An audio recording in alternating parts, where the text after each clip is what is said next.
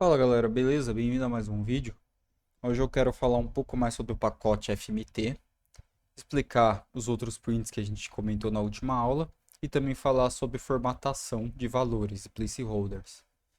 Então vamos começar lembrando, tipo um resumo do que a gente viu sobre sobre o pacote.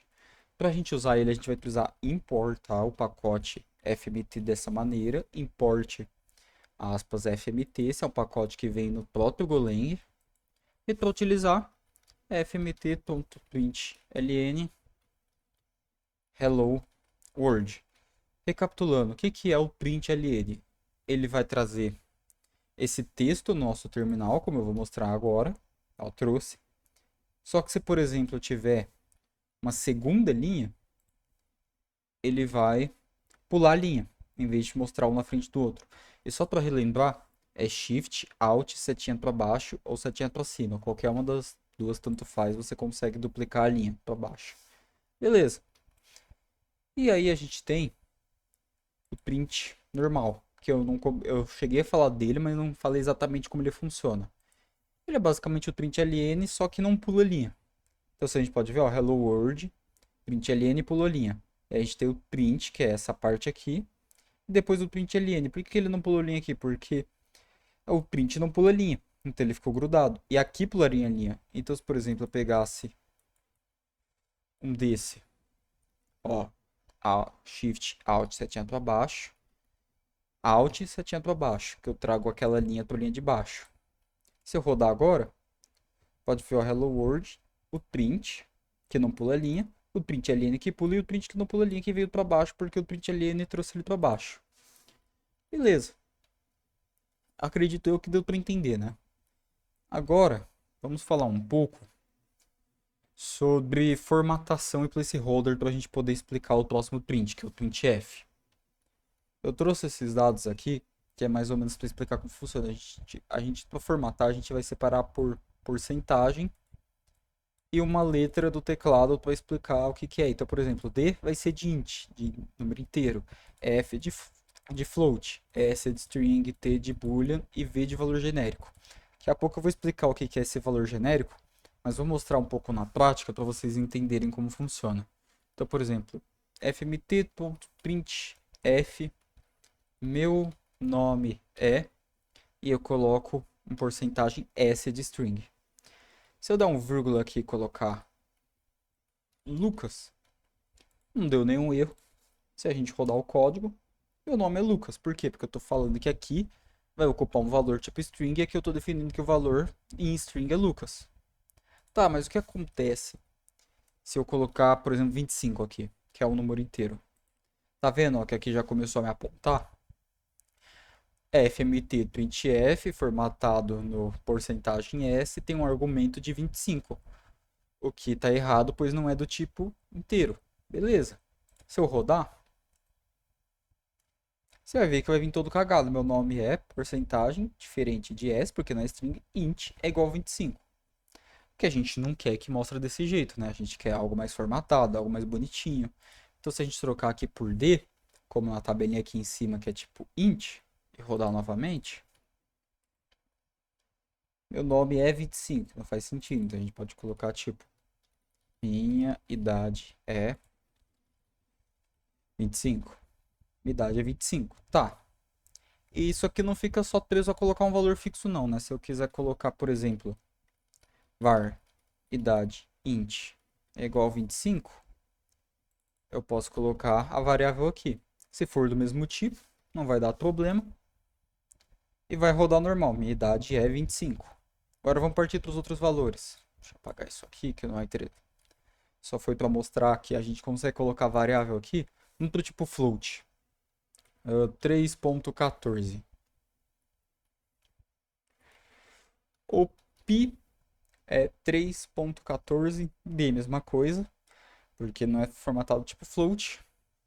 Então a gente coloca F, tipo float. Se a gente rodar, 3.14000000. Por quê? Porque aqui ele não entende que é P, ele não vai pegar o 3.14.15 e lá, ele vai pegar 14 e vai colocar um monte de zero.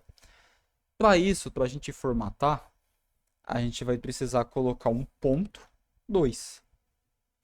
é que eu estou dizendo que ele vai ter no máximo 2 casas depois do ponto. Então, se eu rodar 3.14, eu formatei, ó. O pi é 3.14, igual eu queria aqui. Se eu não colocar isso, ele vai trazer esse 3.14000, que não é interessante pra gente. Então é comum que a gente formate conforme o número que a gente precisa, tá? Bom, vamos. A gente já testou o string, vamos de boolean agora. True. O true é mais difícil da gente usar, tá? Vai ser mais por questão de log. O que que é o log? É mais ou menos esse texto, esse print que a gente cria para entender como está funcionando o processo. Eu vou dar um exemplo bem simples. Digamos que eu tenho um usuário guardado, certo? Nome, idade e e-mail. Só que aí no meu programa, por um motivo, não tá vindo o e-mail. Aí a gente faz um log chamando o usuário e vê, ó, tá vindo o quê? Entendeu? E esse true vai ser, por exemplo, às vezes testar a questão de requisição, se tá vindo, não tá vindo, ou às vezes tem alguma coisa, por exemplo, tem habilitação, aí ele vem true ou false, nesse sentido. Aqui a gente vai colocar T. Mesmo exemplo, ó, tem carteira de motorista. Então se a gente der um go main.go, tem carteira de motorista, true. Beleza? E por fim, o valor genérico. Como funciona o valor genérico? Ele vai servir para, por exemplo, todo tipo de valor. Então, se eu colocar meu. Opa, faltou as aspas. Meu nome é. Eu colocar hashtag V. E minha idade é. Eu colocar V. Meu salário é. Se eu também colocar V. Por exemplo, não vou colocar o resto, mas deu para entender a ideia. Então eu coloco Lucas 25 2100.00, tá? Se eu rodar isso aqui, meu nome é Lucas, minha idade é 25, meu salário é 2100. Ele pegou isso aqui como inteiro no caso. Ele não trouxe o ponto 00 porque não era necessário. Mas deu para entender, basicamente vai servir para qualquer tipo de valor.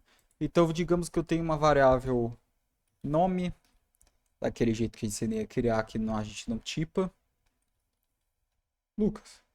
Eu posso trocar aqui por nome. Tecnicamente, ele não tem um tipo definido, por isso esse V vai servir muito bem. Se eu rodar, Lucas, certo? Então o printf vai servir para essa formatação. E esses tipos aqui, no caso df, s, vai servir para a gente poder trazer as variáveis dentro do print. Só que agora vem uma questão. Se eu copiar isso aqui, para a linha de baixo, você vai perceber que o nome do tal, tá? Ele não pula linha. Para isso, a gente vai precisar fazer uma coisa, que é colocar uma barra invertida N. Se a gente rodar de novo, pulou. Esse barra invertida N vai funcionar basicamente para a gente pular a linha. Ele também funciona no print, tá? Só que como a gente tem o print LN, não tem necessidade. Mas como a gente precisa do printf para poder fazer isso aqui, é interessante a gente usar esse barra invertida N para poder pular a linha. Bom, agora a gente vai ver um pouquinho, apagar isso aqui, sobre pegar valores no próprio Golang. Por exemplo, o usuário digita alguma coisa e a gente colocar isso numa variável.